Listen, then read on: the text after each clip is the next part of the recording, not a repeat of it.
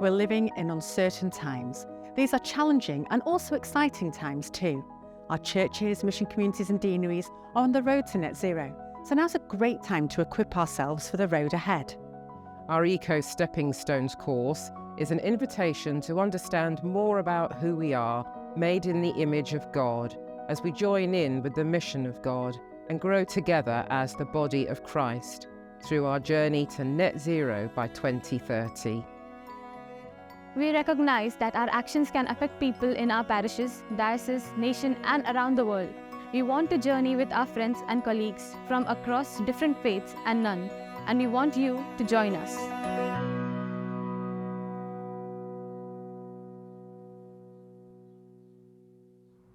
It's impossible to miss the variety of different social action projects that we do as a church.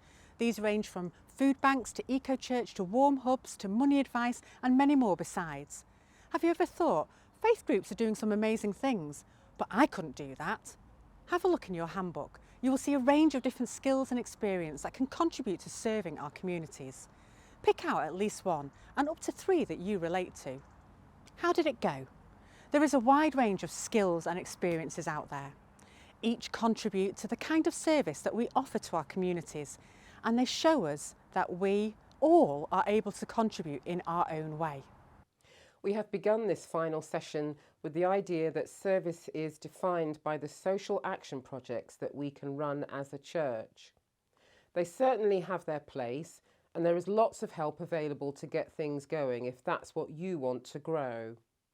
But let's face it, social action projects didn't exist when Jesus was calling his disciples. We have shown that each of us have something, however small, that we can do. Eco Stepping Stones is about these small actions which can make a big difference. This is the kind of thing that Jesus had in mind when he calls us to serve. In the Sermon on the Mount, Jesus said, "By their fruits you will know them." In this final session, we will look at the fruit we can produce. Now we will turn to an example of service in our first story.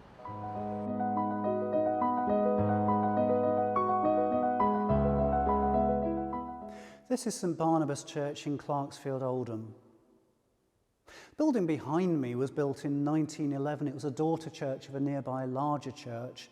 It was designed to serve the local community, which was mainly children, a lot of people who worked in the local mills. By the time I reached here, it was desperately poor yet again.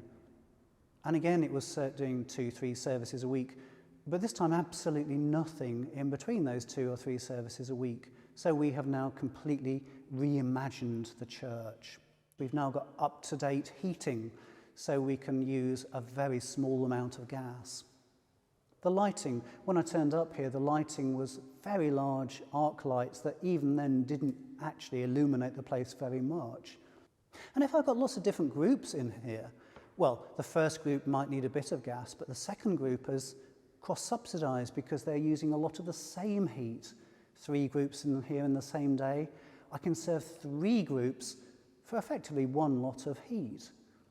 So I'm serving more people, helping more people, fulfilling the vision of the church for more people, and also I'm serving the local environment so much more than it would have been possible before we started changing the way the building was used. I'm standing now in the larger of the 2 food rooms that we have here in St Barnabas. St Barnabas is located in a very poor part of Oldham, so most of our clients are local. They've got to be local, they're walking here, they couldn't afford to drive because they don't have a car. This room, we call it the ambient room because it's got stuff that doesn't need to be refrigerated, though you'll notice I do have a fridge next to me here. A lot of the stuff in here is fruit, veg, tins, packets, tea, coffee, if I'm lucky. A lot of breakfast cereal, as you can see behind me. We're seeking food from different sources. Recently, for example, we started taking food from Greggs. There's a large Greggs very close to here.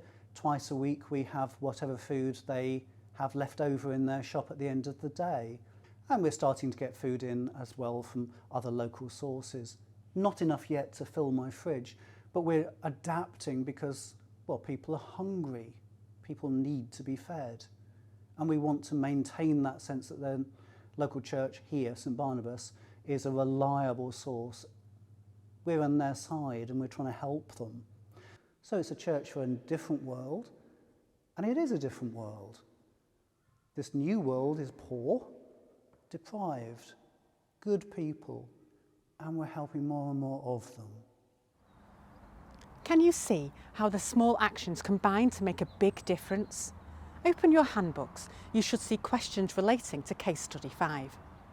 Question 16. What were the range of skills and experience on offer? Question 17. What difference do you think this is making to the community it serves? Question 18. How does this story relate to your context? A key problem that we experience in our parishes is that we are not always able to achieve the things that we might like to. We only have so many people and so much time. It feels like we can't do everything.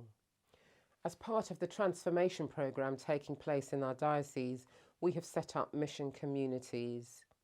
This gives us fresh opportunities to work together and to serve one another across not just our parish, but our mission communities too. This is part of our vision to be a different church for a different world. The Anglican Communion is guided by the 5 marks of mission. 2 marks of mission stand out specifically to me: to seek to transform unjust structures of society and to strive to safeguard the integrity of creation and to sustain the life of the earth. These are wide-ranging aspirations. They don't lie within the capacity of individuals or churches or even chaplaincies or mission communities to pursue on their own, nor would it be desirable for them to try to do so. Rather, they call the church and its congregation members to work in partnership with other favourably disposed individuals and organisations to serve one another. We are going to hear our final story now about how we can serve one another in a lot of creative ways. Grab your handbook and listen closely. There will be questions afterwards.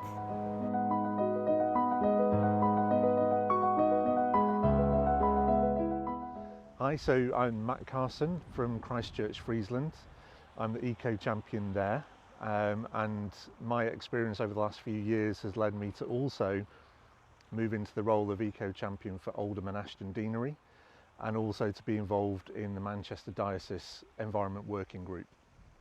So what started for me as really just a small task to assist with help filling in a survey really snowballed. So I have always been environmentally aware. I did environment studies as part of my degree, but this really was a catalyst for me personally to get deeper into the subject. I learnt a lot over the last few years. I've watched programmes, I've read magazines, I've educated myself about the environment, both what's going on locally and nationally as well as globally. And that's really helped me understand the subject matter and communicate that more effectively with those that I speak with. Part of the eco journey for us at Christchurch has obviously been to pursue the awards. We went for Bronze Award initially. That really was more a recognition of what Christchurch was already doing. We topped it up with some small actions such as replacing LED bulbs and things like that, but essentially the church had already done a lot and was already acting in an environmentally friendly way. The Bronze Award recognised that. Doing that though put Christchurch on the map for Saddleworth as a benefice, which is comprised of 9 churches.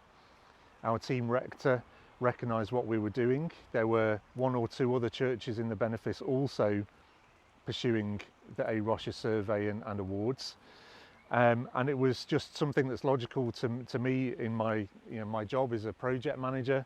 I like to organise and understand, and it was natural therefore to reach out to those other churches across the benefice really to see who was doing what, both to work together and also to encourage each other to pursue this as a way of becoming more climate aware and reducing our carbon footprint across the 9 churches. So after a relatively short period, most of the churches in Saddleworth were registered. I think we had about 5 awarded as well, mixture of bronze and silver. And that really started to highlight Saddleworth in the diocese as a forward-thinking mission community.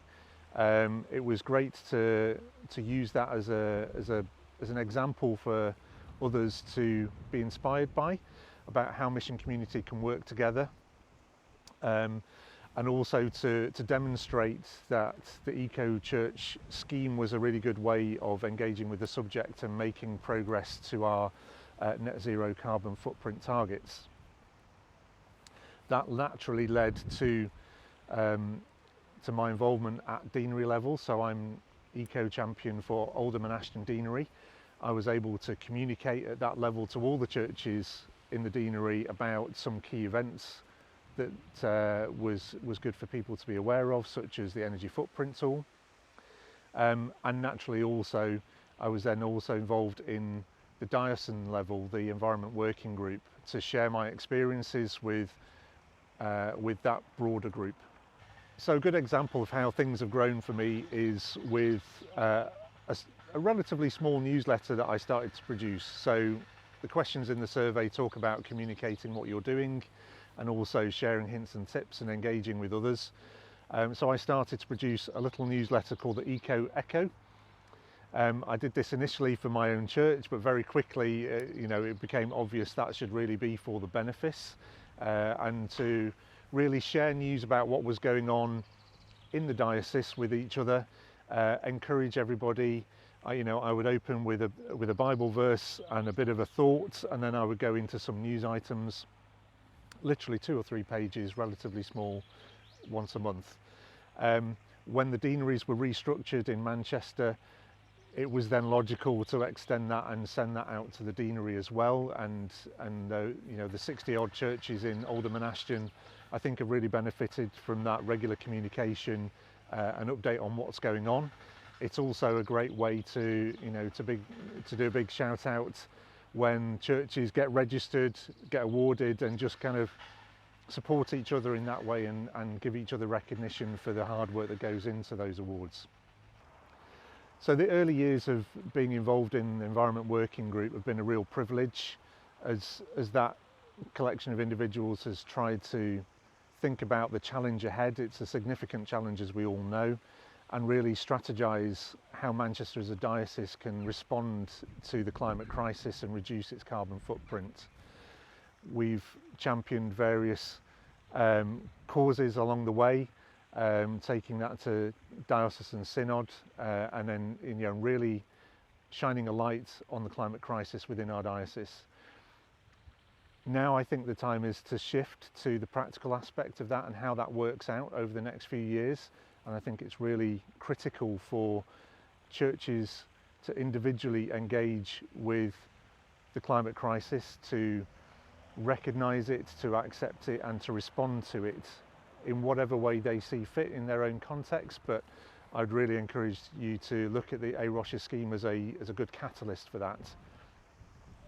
It's really important for individuals to stand up, to learn about the issues that we face, and to actively make progress towards carbon neutrality, and to working together to support each other, whether that be at church level, mission community level, deanery level, or diocesan level. This story from one of our Eco Champions shows the different and creative ways that we can serve each other. Eco Stepping Stones are all contributing to the mission of God in the Diocese of Manchester. Do you see how seizing the opportunity to open up space for others, being conscious of our eco commitments, can create space for service too?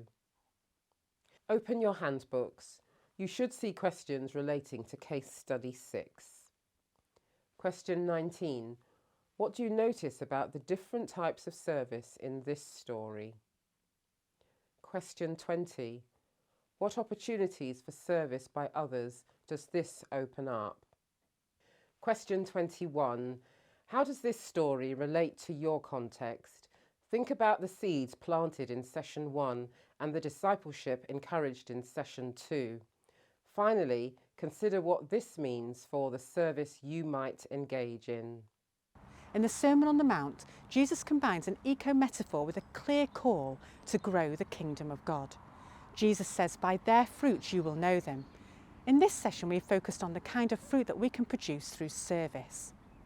In this series, we have shown how we can engage with the call to respond to ecological crisis in a way that encourages growing, nurturing and serving in your context.